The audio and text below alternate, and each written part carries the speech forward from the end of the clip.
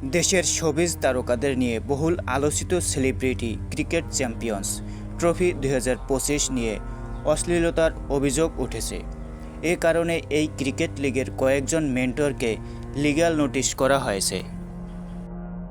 অভিযোগের তীর উঠেছে সেলিব্রিটি ক্রিকেট লিগের মেন্টর নির্মাতা প্রবীণ রহমান চৌধুরী, মেন্টর গিয়াসউদ্দিন সেলিম, মেন্টর তানিম রহমান, আশু এবং সিনথিয়া ইয়াসমিন, অভিনেত্রী কেয়া পায়েল, মারুফা আক্তার জামান, মডেল শাশমি ইসলাম নীলা ও আলিশার বিরুদ্ধে।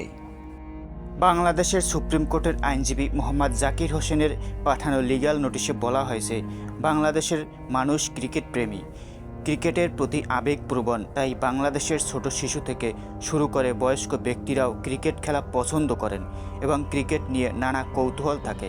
জাতীয় পর্যায়ে ক্রিকেট ম্যাচ থেকে শুরু করে ঘরোয়া লিগের সব ক্রিকেট খেলায় শিশু থেকে বয়স্ক সবাই পরিবারকে নিয়ে দেখেন এবং দেখার ইচ্ছে করে। তবে যদি হয় সেই ক্রিকেট ম্যাচ সেলিব্রিটি নিয়ে, তাহলে সাধারণ জনগণের মাঝে আরও কৌতূহল থাকে ক্রিকেট ম্যাচ দেখার, হোক সেটি সরাসরি বা অনলাইনে। বর্তমানে আমরা দেখতে পেয়েছি সেলিব্রিটি ক্রিকেট লিগ 2025 টুর্নামেন্ট ছাড়া হয়েছে। সেখানে বাংলাদেশের বিভিন্ন মডেল সহ ছোট ও বড় পর্দার অভিনেত্রীরা অংশগ্রহণ করেছেন।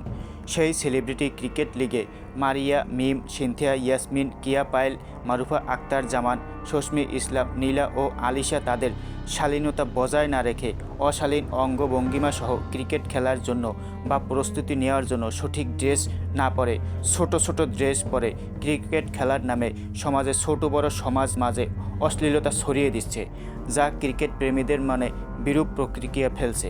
একই সঙ্গে সমাজে অশ্লীলতা ছড়িয়ে পড়ছে এবং অভিনেত্রী মারুফা আক্তার জামান নিজেও ইন্টারভিউতে বলেন, ফিগার যদি না দেখাতে পারে তাহলে কিভাবে হলো।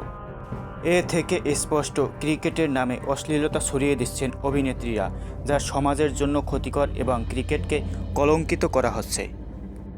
নোটিশে আরও বলা হয়েছে, বর্তমানে বাংলাদেশের বেশিরভাগ যেহেতু মুসলিম এবং ইসলামকে ধারণ করেন, তাই সেলিব্রিটি ক্রিকেট লিগ নামে অশ্লীলতাকে ছড়িয়ে না দিয়ে সেলিব্রিটি ক্রিকেট লিগের সব খেলোয়াড়দের শালীন ড্রেস মেনটেন করে খেলার জন্য আহ্বান করা হলো।